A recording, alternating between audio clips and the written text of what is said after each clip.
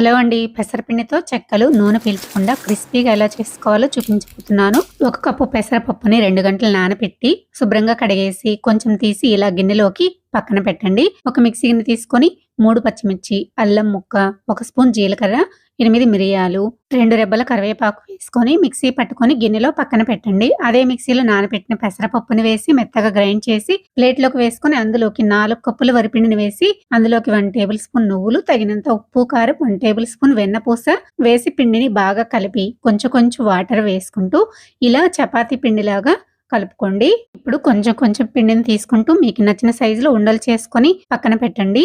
ఇలా 2 కవర్లు తీసుకొని ఆయిల్ అప్లై చేసి ఉండలు పెట్టి పైన ఇంకొక కవర్ వేసి పప్పు డబ్బాతో ప్రెస్ చేసి చెక్కలు చేసుకొని పైన ఉన్న కవర్ తీసేయండి. డీప్ ఫ్రైకి తగినంత ఆయిల్ వేసేసుకొని చెక్కలు వేసేసుకొని గోల్డ్ కలర్ వచ్చేంత వరకు ఫ్రై చేసి సర్వ్ చేసుకోండి. నా వీడియో నచ్చితే లైక్ చేసి సబ్స్క్రైబ్ చేసుకోండి. Thanks for watching.